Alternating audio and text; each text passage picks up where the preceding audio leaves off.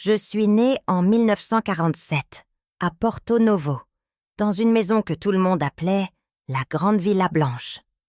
Mon père, Monsieur Joseph Diouf, était un homme influent, toujours bien habillé, toujours occupé. Je ne manquais de rien, sauf de bras pour me serrer fort. Les domestiques passaient, les portes claquaient, mais aucun sourire ne restait longtemps. On disait que j'étais une enfant sage. Moi, je disais que j'étais juste oubliée. Quand je courais dans les couloirs, mes pas résonnaient comme un appel qu'on n'entend jamais. Il y avait des tableaux anciens, des tapis épais, des meubles sculptés, mais pas d'enfance. Le jardin était vaste, mais interdit. Mon père m'aimait, je crois, à sa manière. Il me parlait comme à une adulte miniature. Il n'y avait ni berceuse ni histoire du soir, juste des silences bien repassés. Ma mère, je ne l'ai jamais connue. Elle est morte en me mettant au monde. Mon père disait que je portais son regard. Mais ce regard-là, je le cherchais partout, et nulle part je ne le trouvais. Les servantes murmuraient parfois « Pauvre petite Aminata, elle a volé la vie de sa mère ». Je ne comprenais pas, mais je sentais que ce n'était pas un compliment. J'avais une poupée en chiffon, trouvée un jour sous un escalier. Je l'ai appelée « Maman ». Je lui parlais tout bas, dans les nuits sans fin, où le vent frappait les volets comme pour me rappeler que j'étais seule. Mon père ne voulait pas qu'on parle du passé. Il disait que le passé ralentit les grands. Moi, je voulais juste savoir à quoi ressemblait un câlin. Dans les grands dîners, on me montrait comme un trophée. Voici Aminata, la fille unique de Monsieur Diouf. Je souriais. On m'avait appris à le faire. Mais mon cœur battait si fort parfois que je craignais qu'il trahisse mes pensées. Dans les photos de famille, j'étais toujours bien coiffée. Mais jamais appuyée sur quelqu'un, comme si personne ne voulait me porter. Ma naissance fut un cri et un silence. Un cri parce que je suis arrivée forte, entière. Un silence parce qu'à ce même instant, ma mère s'en est allée. On disait dans le quartier que j'étais une enfant arc-en-ciel, née après les orages. Mais dans les yeux de certains, j'étais surtout celle qui avait pris trop de place, trop tôt. Mon père, accablé, n'a jamais parlé de cette nuit. Il a fermé la porte de la chambre de ma mère et ne l'a plus jamais ouverte. Moi, je me collais à cette porte parfois, espérant entendre un murmure, un souvenir. Mais il n'y avait que le bois froid et le vide. À la place d'un berceau d'amour, j'ai grandi dans un salon plein de règles. Ma grand-mère disait souvent « Ta mère était douce comme le miel ». Je m'accrochais à cette phrase comme à une chanson. Quand les autres enfants jouaient, je restais assise, à l'ombre, parlant avec elle en secret. Je croyais qu'elle m'écoutait, qu'elle me voyait. Peut-être que dans le ciel, elle avait encore les bras ouverts. C'est mon père qui m'a donné ce nom. Aminata. Un nom fort, disait-il, pour une fille qui devait marcher seule. Et c'est ce que j'ai fait. Très tôt, j'ai appris à me lever sans aide, à manger sans être servie, à ne pas pleurer trop fort.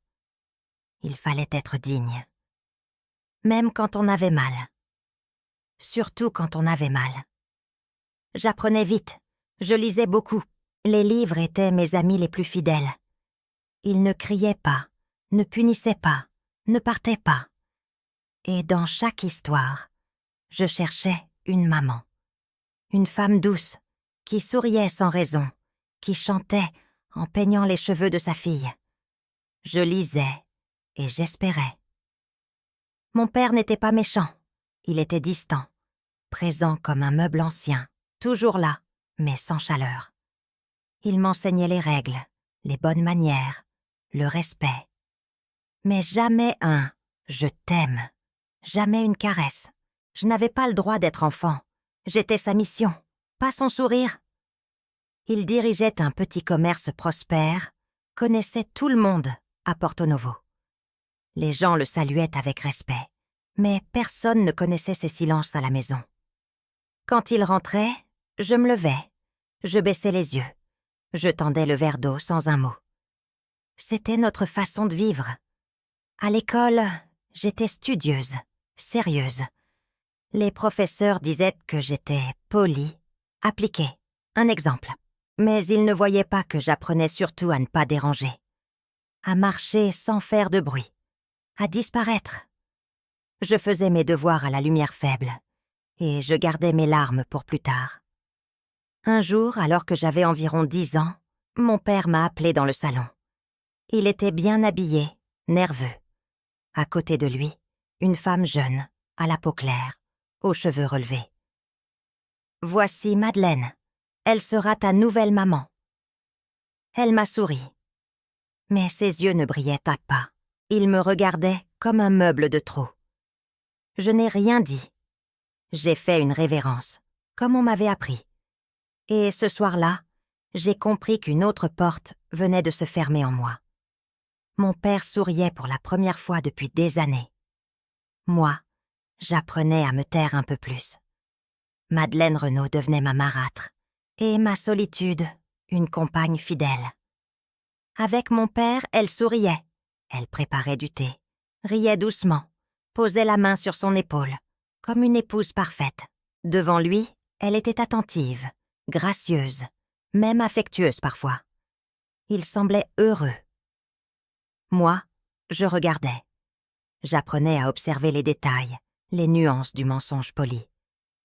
Mais dès qu'il franchissait la porte, quelque chose en elle changeait. Son regard devenait vide. Elle ne criait pas, elle ignorait, plus rien.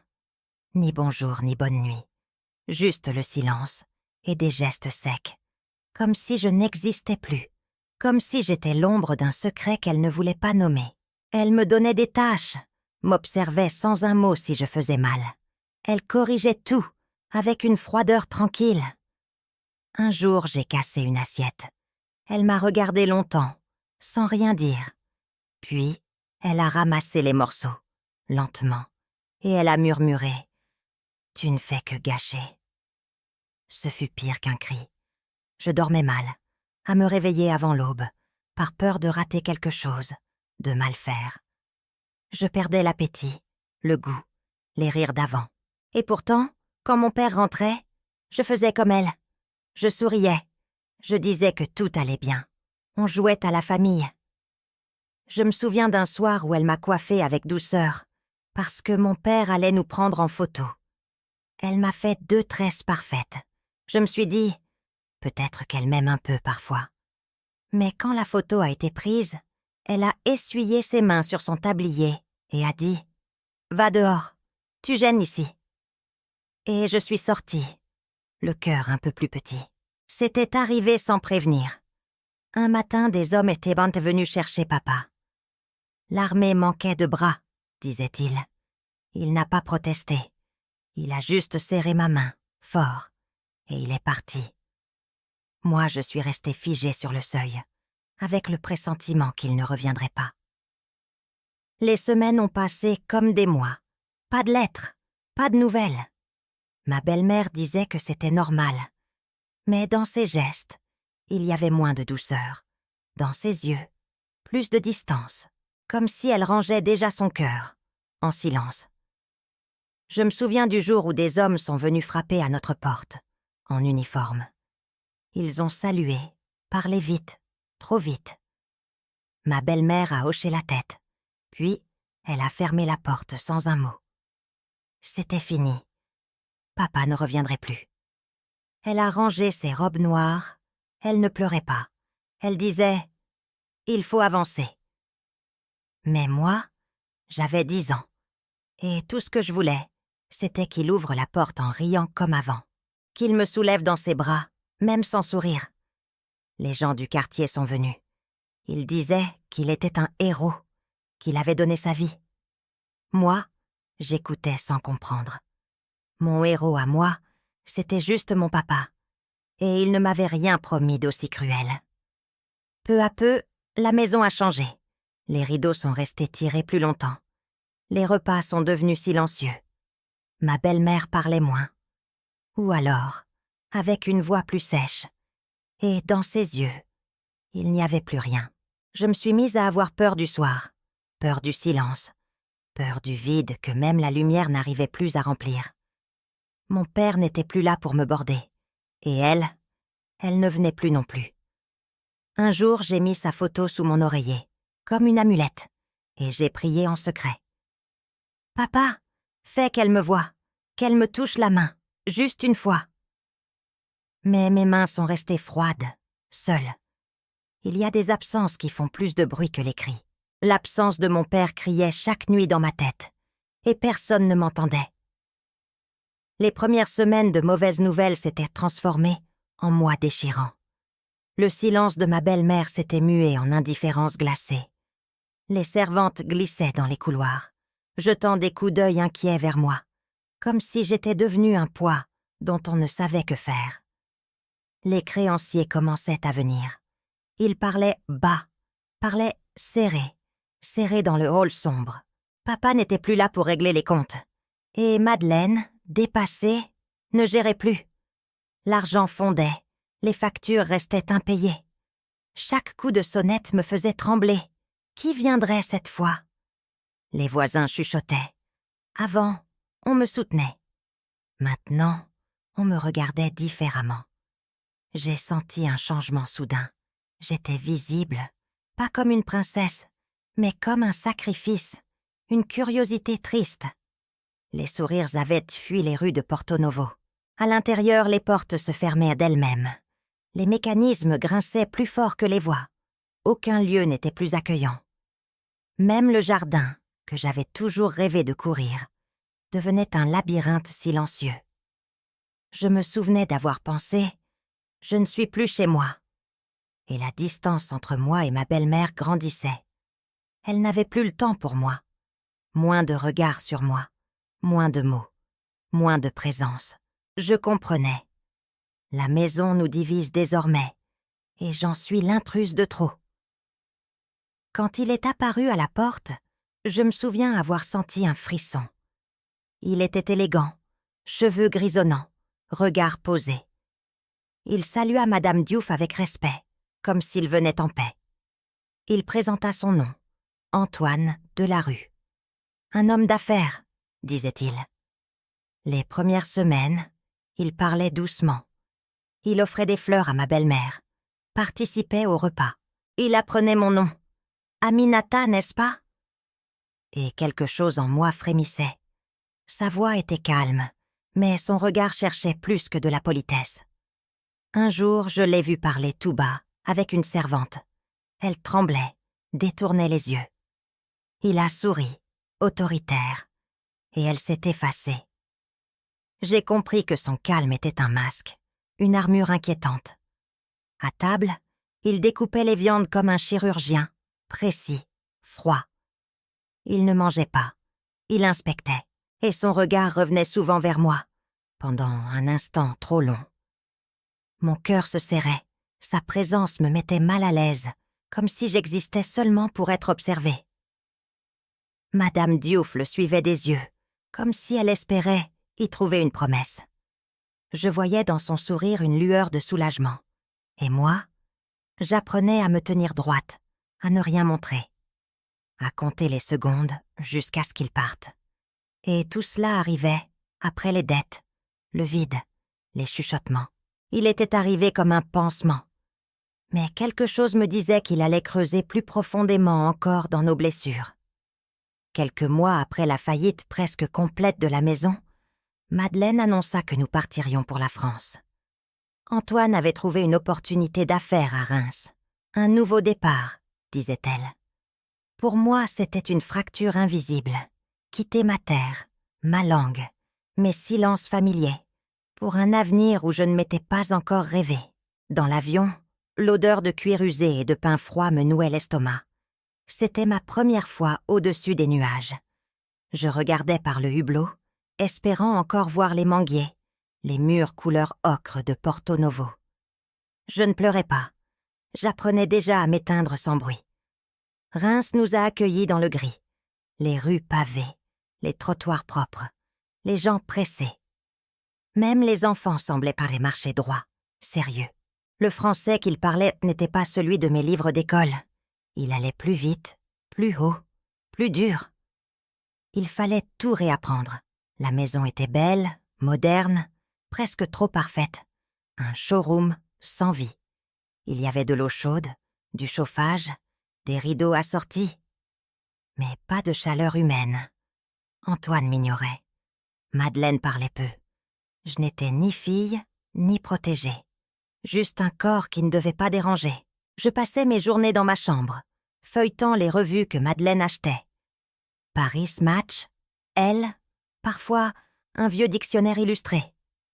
J'observais comment on écrivait, comment on souriait, à moitié, comment on disait « bonjour » sans vraiment voir l'autre. C'était une autre langue dans la même langue. Il y avait un jardin sans fleurs, sans fruits, avec des pierres grises bien alignées. Pas d'odeur de sable, pas de bruit de rire. Juste le silence poli d'une vie empruntée. J'avais 15 ans, mais je me sentais déjà effacée, comme une ombre de moi-même. Et parfois, la nuit, le vent faisait claquer les volets. Je me réveillais, en sursaut, cherchant ma maison. Je savais que je ne la reverrais jamais. Je n'avais rien emballé. Même pas mon enfance. Il faisait froid à Reims, même quand le soleil brillait.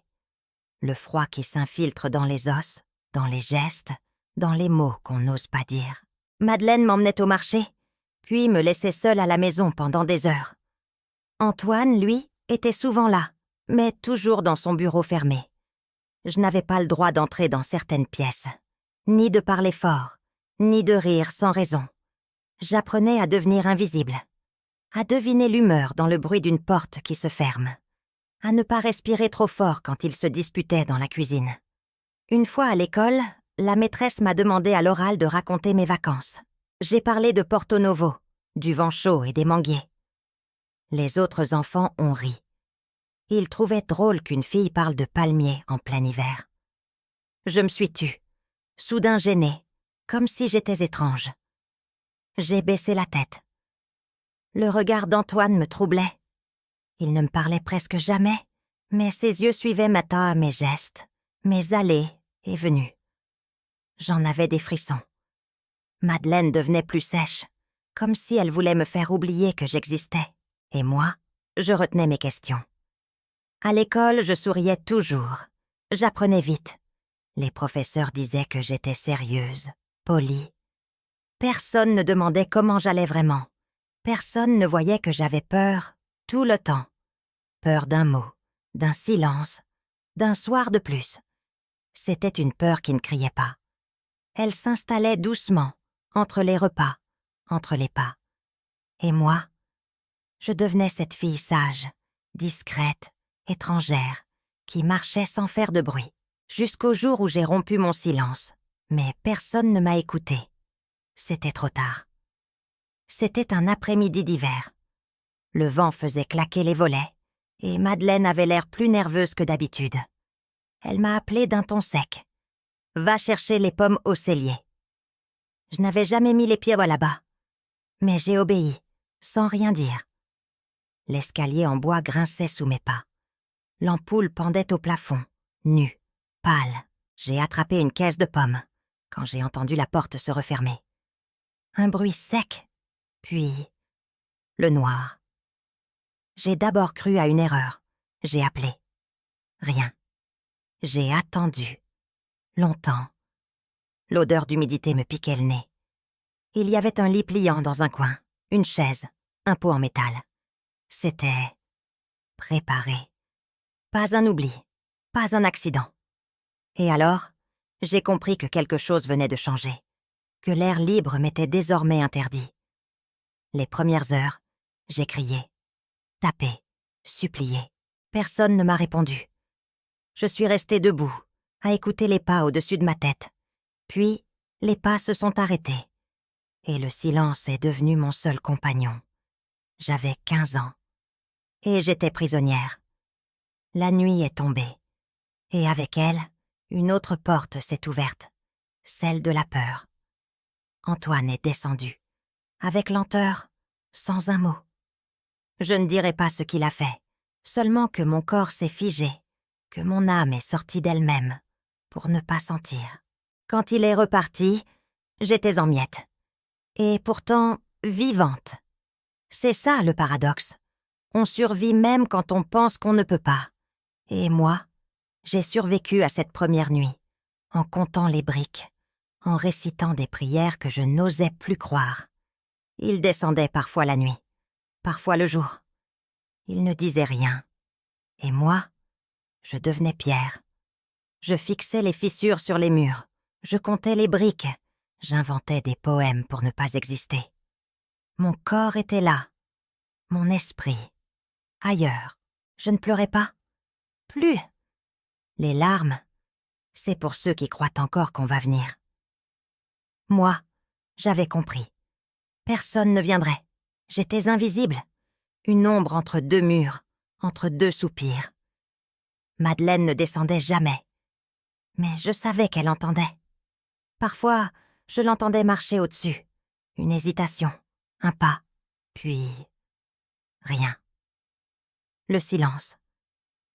Je me demandais si elle avait peur, ou si elle avait accepté. Et cette question me blessait plus que tout le reste. Il m'apportait de quoi manger, pas par bonté, mais parce qu'il fallait me garder en vie. Une assiette, un pain, un verre d'eau, et parfois un regard qui disait « Tu ne diras rien ». Et je ne disais rien, parce qu'à ce moment-là, je ne savais plus comment parler. J'avais un carnet, caché derrière une pierre un peu décollée.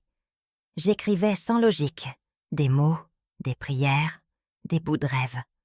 C'était ma façon de hurler sans faire de bruit, ma façon de me rappeler que j'étais une fille, pas une chose. Je me suis mise à prier, pas pour que Dieu me sauve, mais pour qu'il me voie, pour qu'il sache que j'existais encore, là, dans l'ombre, dans la saleté, dans la peur. Et je lui disais, je suis là, même si plus personne ne me voit. Je comptais les jours comme on compte les pas dans une cellule.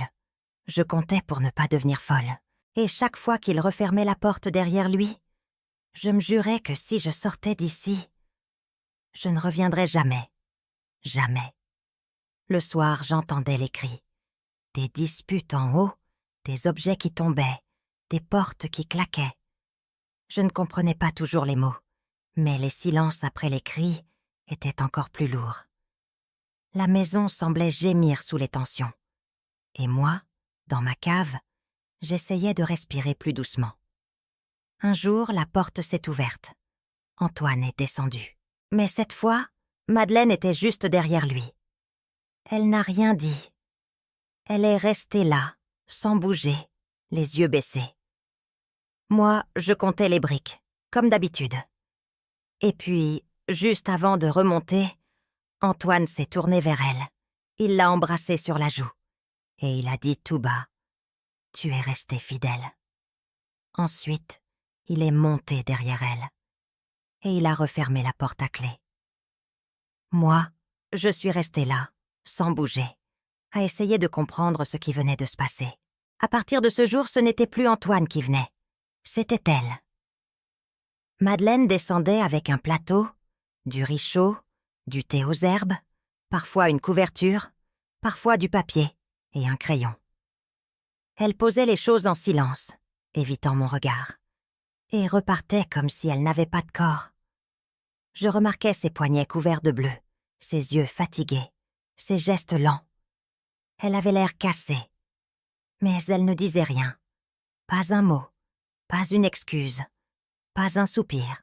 Je n'étais qu'un poids dans l'ombre, un secret dont elle prenait soin sans jamais le regarder. Et même si je comprenais qu'elle souffrait aussi, j'étais en colère. Moi, j'étais une enfant. Elle, une femme.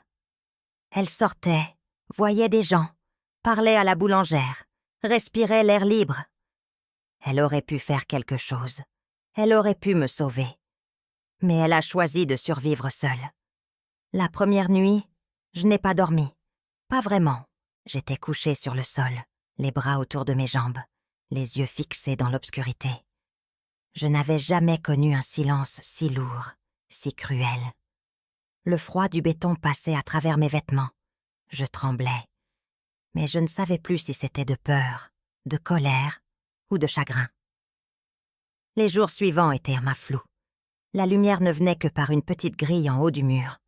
Je comptais les heures selon les bruits de la maison. Une porte, des pas, des assiettes. Je mangeais peu. Je dormais par épuisement. J'apprenais à ne pas espérer. Et pourtant, je me souviens du jour où Madeleine est entrée avec Antoine. Elle, immobile dans un coin, la tête baissée. Lui, comme toujours, avançait avec calme et assurance. Et moi, je comptais les briques. Puis il a dit « Tu as prouvé que tu es fidèle. » Et elle n'a rien répondu, presque sereine. À cet instant-là, je l'ai détestée, plus que lui. Elle aurait pu détourner le regard. Mais elle est restée là. La nuit suivante, j'ai parlé à Dieu. Pas avec foi, mais avec désespoir. J'ai demandé à rejoindre ma mère, mon père, qu'on me libère de cette vie. Chaque jour, je devenais plus petite à l'intérieur, plus distante, comme si mon âme cherchait une issue que mon corps ne pouvait franchir. Et puis, il y avait cette peur étrange. Quand la porte s'ouvrait, je ne savais jamais si ce serait lui ou elle. Mon cœur battait trop fort pour deviner. Et malgré toute ma rancœur, je préférais quand c'était elle. Au moins, ce n'était pas la nuit. Pas encore. Le temps passait, et j'avais déjà perdu la notion des mois, des saisons. Je savais seulement que j'avais entendu les chants de Noël 2 fois. J'avais déjà renoncé à sortir de là quand j'ai eu un aperçu de la liberté. Je ne me souviens plus comment j'ai trouvé la force. Peut-être que c'était le froid, ou la douleur, ou cette prière silencieuse qui a fini par ouvrir une faille. Ce jour-là, Madeleine a oublié de refermer la porte. Je me suis glissée dehors, pieds nus, sans manteau, le cœur battant comme une alarme. J'ai marché longtemps. Les rues étaient floues, les visages étrangers. J'ai fini par entrer dans une église. Elle sentait la cire et l'encens. Une sœur m'a vue. Son visage était doux, presque maternel. Elle m'a offert un thé chaud. J'ai pleuré. Enfin. Mais quand j'ai commencé à parler, sa tendresse s'est figée. Je lui ai raconté peu, juste assez pour qu'elle comprenne. Elle a posé la tasse, m'a regardé droit dans les yeux et a dit « Ma fille, cet homme t'a accueillie. Tu ne dois pas salir son nom. Sois reconnaissante. » Je ne l'ai su que plus tard. Mais pendant qu'elle préparait le thé, la sœur avait discrètement appelé Antoine. Elle croyait bien faire. Il lui avait raconté depuis des mois que sa belle-fille souffrait d'un trouble mental, qu'elle s'enfuyait parfois. Bien sûr que, pour la sœur, cet homme calme, qui allait à la messe tous les dimanches et priait pour la guérison de sa belle-fille, n'était pas celui que je décrivais. Alors, au moment où j'ai pensé partir, Antoine est entré dans l'église, tenant un de ses manteaux. Il m'a enveloppée avec une tendresse apparente, mais ses mains pesaient lourd sur mes épaules fragiles. En marchant, il a seulement murmuré « Si elle t'avait cru, cette nuit aurait été la dernière à inventer des histoires. » J'ai tremblé. Et en retournant dans ce sous-sol, je me suis tue. Je n'ai plus cherché de sortie, ni crié, ni frappé au mur. Quelque chose s'était cassé à l'intérieur. Je parlais moins, je priais moins. Même Dieu me semblait loin ou fatigué. J'apprenais à vivre avec le silence, à écouter le bruit de mon souffle comme seule preuve que j'existais encore. Les jours devenaient en flou. Les saisons passaient, sans couleur. Je notais la lumière par la fente de la porte, le froid qui s'intensifiait, la chaleur qui étouffait. Je développais des habitudes étranges. Je comptais les pas d'Antoine dans l'escalier. J'apprenais à lire sa colère dans la vitesse de ses mouvements. Madeleine aussi semblait marcher avec précaution, comme si sa propre peur faisait écho à la mienne. Jusqu'à ce qu'un matin, le destin déverrouille la porte. Littéralement. C'était une soirée où le vent hurlait comme un avertissement. Je sentais la terreur m'envahir, le froid glacial, et les murs semblaient se refermer davantage. J'étais ou dans un sommeil piégé, ou réveillée, à jamais. Soudain, j'ai entendu la porte grincer, s'ouvrir. Déclic. Elle est restée entr'ouverte. Un frisson, et tout est devenu possible. J'ai glissé hors du lit pliant. Mes jambes tremblaient comme si j'avais 18 ans d'un coup. Je ne me suis pas arrêtée pour réfléchir. Chaque pas me ramenait à la lumière que je n'avais pas vue depuis trop longtemps. L'air extérieur m'a frappé. Froid, salvateur, réel. J'ai couru. Sans manteau, pieds nus dans l'herbe humide de la cour. J'ai vu un petit chemin. J'ai suivi sans savoir où j'allais, juste guidée par l'instinct de vie qui hurlait en moi. Sors, fuis, vis. L'obscurité m'enveloppait, mais chaque souffle était une victoire contre la nuit. Je ne savais pas combien de kilomètres j'avais parcouru. Chaque pas me semblait emprunté. La faim ne criait même plus. Seul mon souffle me rappelait que j'étais en vie. Je dormais là où mes jambes cédaient, sous des arbres, derrière des granges, sur des bancs de pierre froide.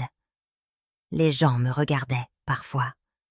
Une gamine en guenilles, sale, muette. Je fuyais leurs regards. Je craignais chaque adulte. Je craignais chaque voix forte. Et pourtant, j'espérais encore qu'un jour, quelqu'un me verrait autrement. Mais ce jour ne venait pas. Puis, un matin pâle, alors que mes pieds s'essaignaient, j'ai vu une croix. Haute, ancienne, plantée devant un bâtiment aux volerchelets bleus. C'était un couvent. J'ai hésité. Puis j'ai poussé la grille. Elle a grincé comme si elle me reconnaissait. À l'intérieur, le silence m'a accueilli comme une couverture. Une sœur est sortie. Elle m'a regardée. Elle n'a rien dit. Elle a juste ouvert les bras. J'ai pleuré pour la première fois depuis que j'étais partie. Pas parce que j'avais mal, mais parce que quelqu'un avait vu. Vraiment vu.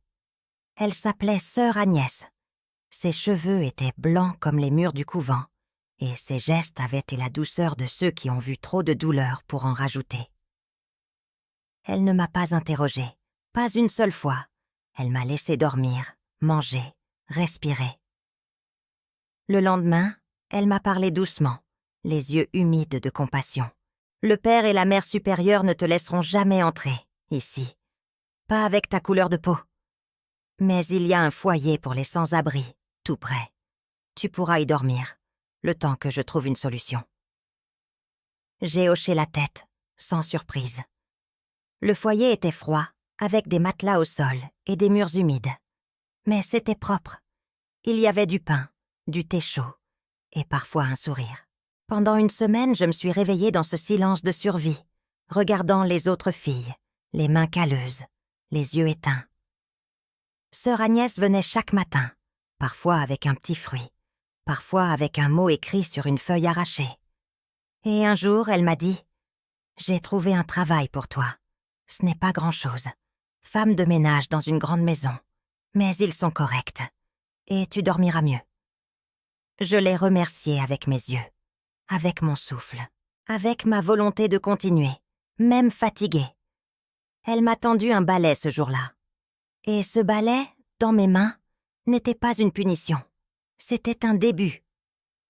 La maison était vaste, silencieuse, remplie d'objets que je n'avais jamais osé imaginer toucher. Je nettoyais chaque recoin en silence, invisible comme toujours. Mais ici, au moins, personne ne criait. Et cela suffisait pour que je respire un peu plus fort. Madame Charpentier était exigeante, mais polie. Elle m'appelait par mon prénom. Et cela, pour moi, était déjà une forme de dignité retrouvée. Je restais à l'écart. Travail, repas simple, sommeil. Le reste, c'était du vide organisé. Un jour, pendant que je lavais les vitres, un jeune homme est entré. Il riait avec Julien, le fils de la maison. Ses cheveux clairs, son accent étranger. Je ne savais pas encore que ce serait lui, le détour de mon destin. Il s'appelait Steven, étudiant en médecine venu d'Amérique. Contrairement aux autres, il m'a salué. Il a même demandé mon nom. J'ai répondu doucement. Il n'a pas insisté. Mais le lendemain, il m'a de nouveau salué, avec le même regard calme. Je n'avais pas peur. Mais je ne voulais pas d'espoir.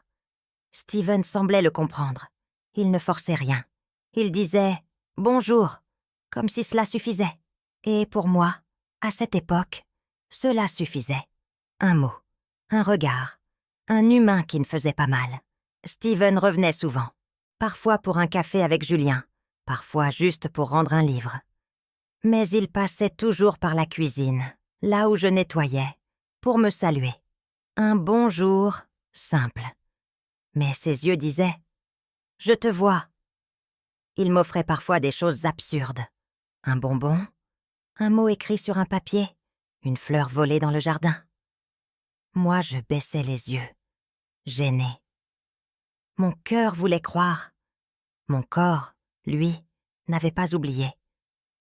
Un jour, il m'a dit « Je sais que tu portes des blessures, mais je ne suis pas pressée. Je suis là. » Et il est resté. Pendant 2 ans, il est resté, présent, constant, discret. Il ne cherchait pas à réparer, juste à être. Je refusais toutes les tentatives de sortie. Je ne voulais pas que le monde voie en moi ce que j'avais vécu. Je me cachais même derrière mon sourire. Mais Steven riait en même temps, et pour lui. Jusqu'au jour où j'ai ri aussi. Quand j'ai souri pour la première fois, il a pleuré. Moi, j'ai eu peur. Il m'a dit « Ce sont des larmes de vie ». Et j'ai compris qu'aimer, ce n'était pas effacer le passé. C'était faire un peu de lumière autour. C'était un après-midi calme. Il pleuvait doucement, comme une chanson lente contre les vitres. Steven était venu m'apporter un livre de poésie. Il adorait les poèmes. Moi, je n'en lisais jamais. Trop de mots qui touchent. On s'est assis dans le jardin, sous l'abri. Il a lu à voix haute. Sa voix était grave, paisible. Il ne me regardait pas directement, comme s'il savait que mes silences avaient besoin d'air pour respirer. Quand il a fermé le livre, il m'a dit « Je ne t'attends pas. Je marche à côté. » Et j'ai senti quelque chose se fissurer. Pas la douleur, mais la peur. Elle se fendillait un peu. Et dans cet espace, j'ai levé les yeux. Il s'est approché. Lentement, doucement, comme on approche un oiseau blessé. Et il m'a demandé « Je peux ?» J'ai hoché la tête, à peine. Son baiser n'était pas un feu d'artifice. C'était une pluie tiède après la sécheresse. Et moi, j'ai fermé les yeux. Pas pour oublier, mais pour garder ce moment. Parce que c'était la première fois que mes lèvres rencontraient la tendresse. Pendant 6 mois, on a appris à être deux, à marcher côte à côte, à parler sans se cacher. Steven terminait ses études, et moi, je commençais à croire que le bonheur pouvait durer plus qu'un instant. Il disait que j'étais sa maison. Moi, je commençais à y croire. Le jour de la remise des diplômes, il m'a pris la main et m'a demandé en mariage, devant Julien et ma patronne.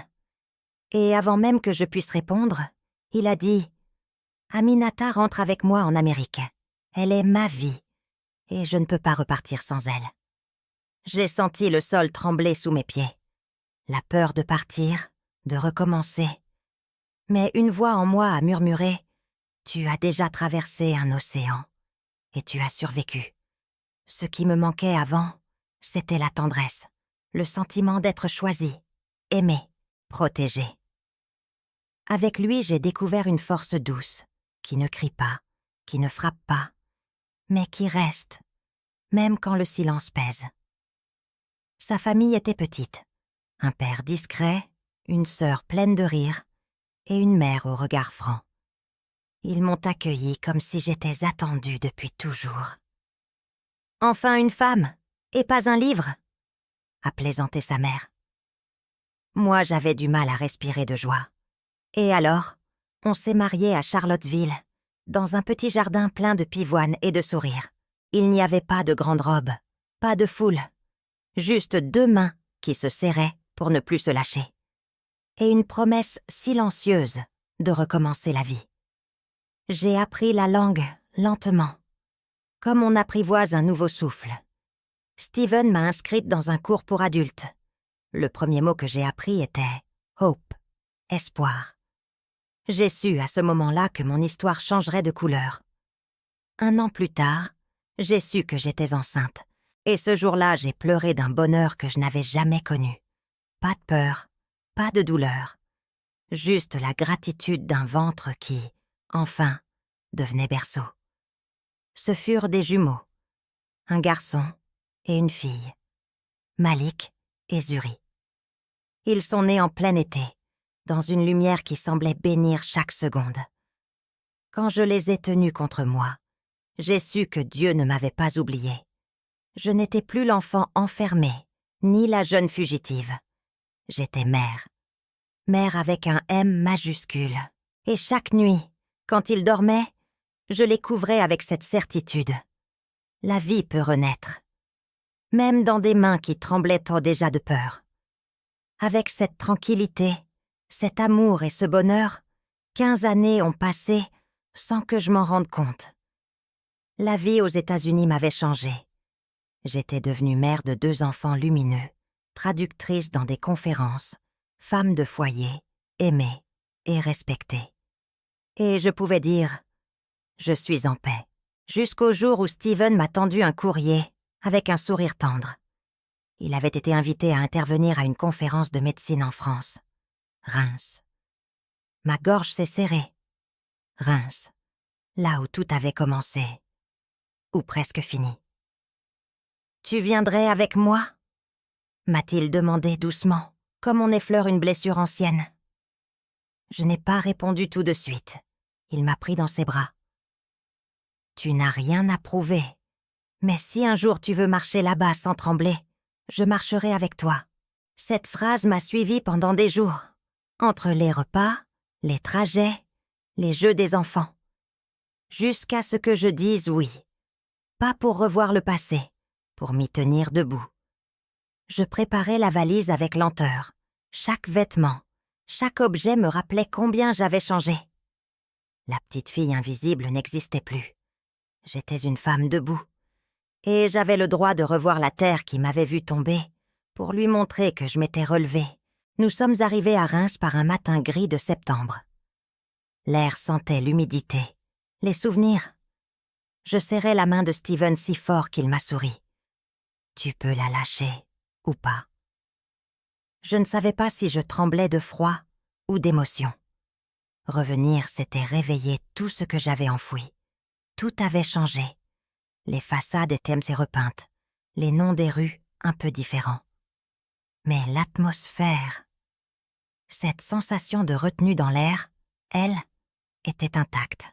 Je regardais les vitrines, les visages, comme on feuillette un album sans savoir si on veut vraiment se souvenir. Steven proposa de visiter la cathédrale. Je dis non. Puis oui. Puis non encore. Il ne m'a pas forcé. Il marchait lentement, à mon rythme. À chaque coin de rue, je revivais une ombre, un mot, un silence ancien. Mais il était là.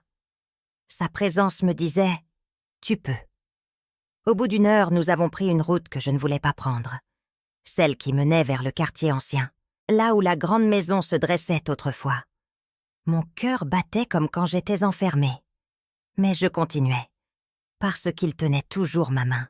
Et elle était là, la maison, dévorée par le temps, les volets pendants, la peinture craquelée, le jardin devenu broussailles. Je n'ai pas avancé. J'ai simplement regardé. Steven, sans rien dire, m'a laissé ce silence. Il savait qu'il n'y avait rien à dire. Mon ventre se serrait. Chaque brique semblait chuchoter une douleur oubliée. Je sentais mes jambes prêtes à fuir. Mais je suis restée, pas par courage, par nécessité. J'avais besoin de voir, de vérifier que ce lieu n'avait plus de pouvoir sur moi. Une vieille dame arrosait des plantes sur le trottoir d'en face. Elle m'a fixé un moment, plissant les yeux, puis a traversé lentement. « Vous êtes Aminata, n'est-ce pas ?» J'ai failli nier, mais ma voix m'a trahi. « Oui. » Elle s'appelait Marguerite. Elle avait connu Madeleine. Elle avait vu, entendu, deviné. Elle m'a demandé d'attendre et est entrée. Pendant un instant, j'ai failli courir, mais les mains de Steven m'ont rappelé que je n'étais plus cette fille qui avait besoin de courir pour respirer. À son retour, elle m'a tendu une boîte, comme si elle me confiait un secret qu'elle ne voulait plus garder. Elle m'a dit que Madeleine lui avait confié la mission de me remettre cette boîte si jamais je revenais. Je ne savais pas quoi dire. Il m'a raconté que Madeleine était décédée 2 ans plus tôt et qu'il n'y avait pas eu d'enterrement. Juste le silence et le voyage d'Antoine à Porto Novo, affirmant vouloir se rapprocher de sa défunte épouse. Tout le monde trouvait cela étrange, mais les gens dans la rue, qui connaissaient les secrets, entendaient les cris et le silence, étaient soulagés de le voir partir. Je n'ai pas répondu. Il n'y avait pas de mots pour décrire cette information, ce geste, ce sentiment. La boîte était petite, en bois sombre, légèrement abîmée. Je l'ai prise entre mes mains tremblantes, sans l'ouvrir tout de suite. Steven l'a regardée, puis m'a regardée. Il a murmuré « Tu veux qu'on rentre ?» J'ai hoché la tête. Il a compris. Dans la chambre d'hôtel, je l'ai posée sur le lit. J'ai hésité. Puis, d'un geste lent, j'ai soulevé le couvercle. Des lettres, des papiers jaunis et une photo. Madeleine, jeune, souriante, avant tout, avant la peur, avant l'obscurité. Je n'arrivais pas à respirer. J'ai lu en silence, des lignes tremblantes, des mots écrits avec une main qui voulait dire ce que la bouche n'avait jamais su. Elle parlait de lui, de moi, de la peur et du silence qui tue plus que les coups. Elle disait qu'il contrôlait tout, le courrier, les allées et venues, les mots qu'elle pouvait prononcer, et que s'il soupçonnait une seule tentative de fuite, il me ferait du mal. Elle vivait dans une terreur permanente, entre soumission et regret. Elle avait tout noté, les jours, les heures, les bruits. Ses lettres étaient comme un journal étouffé. Elle m'a également écrit qu'elle avait caché les lettres dans une boîte, en secret. Que si le destin nous réunissait un jour, elle espérait que je pourrais lire ces mots, et peut-être, un jour, les comprendre. Je voulais te protéger, mais je ne savais pas comment, disait-elle. Elle avait laissé des ouvertures, espérant que je fuirais. Avait prié pour que je ne sois pas retrouvée. C'était sa façon de résister, minuscule, invisible. Elle disait que chaque soir, elle priait, en silence, que Dieu la pardonne de n'avoir rien fait de plus.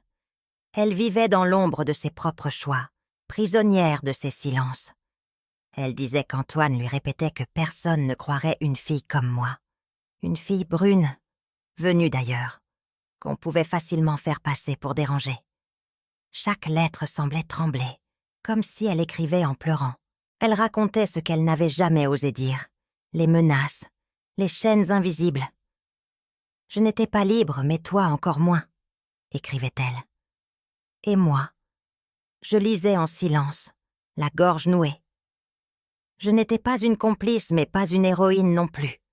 Elle écrivait, et ces mots me traversaient comme un couteau lent. Moi qui l'avais haïe, moi qui l'avais maudite. Elle aussi avait vécu sous menace, mais elle était adulte. Moi, j'étais une enfant.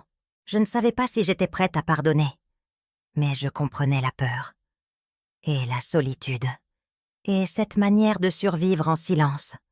Ce que j'avais vécu en bas, elle avait vécu au-dessus, et nos silences se répondaient, douloureux, mais sincères. Je reposais les lettres, avec précaution. Il y avait de la vérité là-dedans, mais aussi tant de douleur que je ne savais pas encore comment la porter. Ce que j'avais cru être trahison était peut-être une forme de survie, dérangeante, silencieuse, humaine. Elle avait demandé pardon. Pardon pour avoir été faible, pour ne pas m'avoir sauvée, pour n'avoir su que survivre. J'ai refermé la boîte et j'ai pleuré comme l'enfant qu'elle n'a pas protégé. Dans sa dernière lettre, elle écrivait qu'elle m'imaginait heureuse, loin, qu'elle avait entendu des rumeurs, des années plus tôt, qu'une jeune fille noire avait été recueillie par des religieuses. Elle avait espéré que ce soit moi, et prié pour que je ne sois plus jamais seule. Elle disait qu'après mon départ, elle n'avait plus jamais été la même. Qu'Antoine était devenu plus cruel encore, qu'elle avait songé à partir, mais qu'il la surveillait, qu'elle vivait dans une maison sans lumière, sans paix, avec pour seule compagnie ses remords. Elle m'appelait « ma petite lumière ». Moi, celle qu'elle avait laissée dans l'ombre.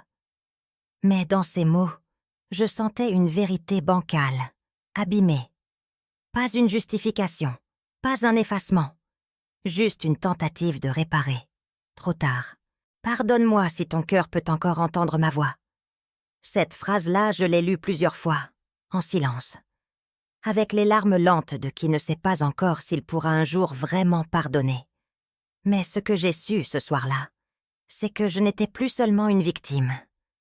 J'étais quelqu'un qui avait survécu, malgré tout. Et peut-être un jour, je serais aussi apaisée.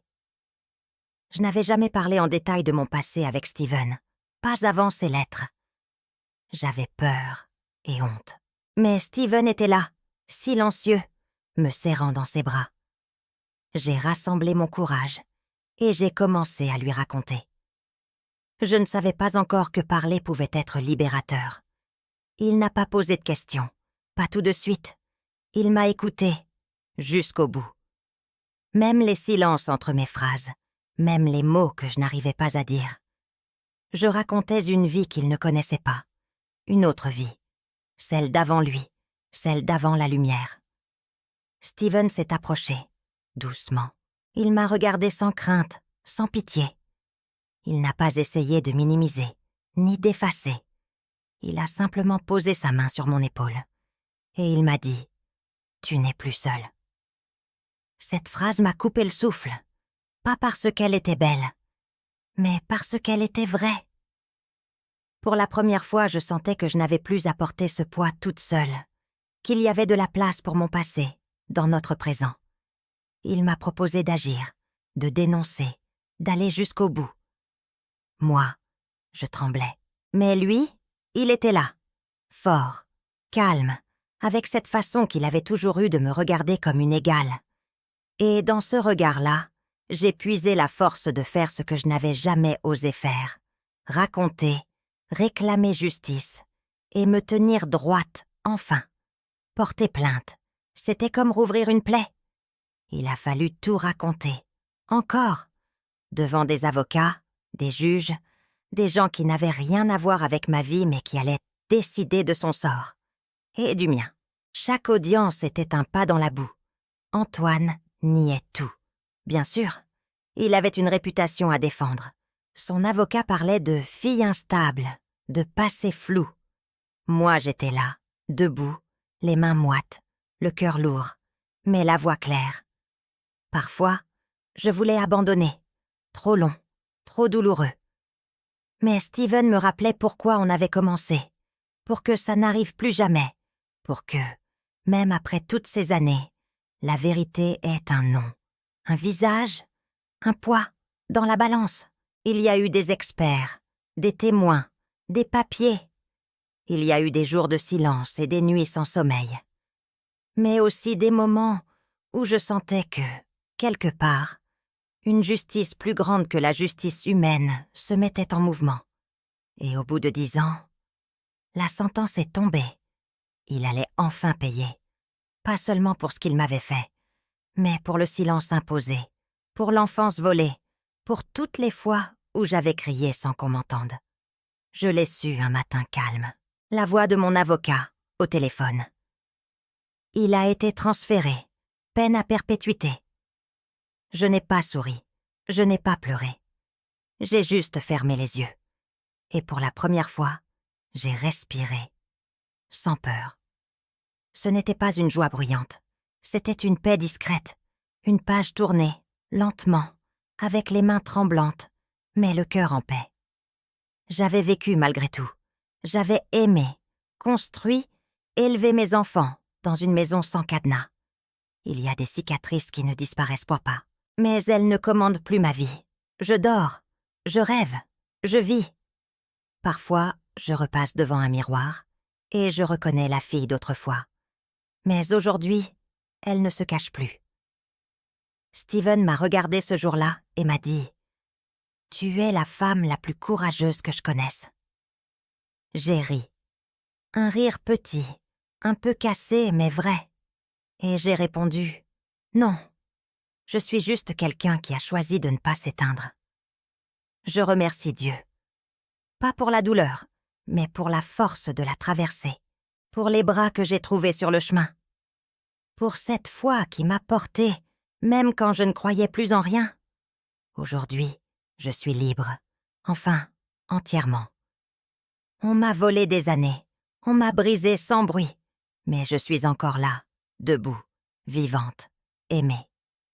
Si un jour vous croisez une femme qui parle peu, qui sourit doucement, qui a ce regard lointain, peut-être qu'elle aussi revient de loin. Soyez doux, soyez humains. Le silence peut contenir des océans de douleur. Moi, j'ai pardonné. Pas pour effacer, mais pour ne plus porter. Et vous, croyez-vous que la justice finit toujours par trouver son chemin? Laissez un mot pour cette grand-mère.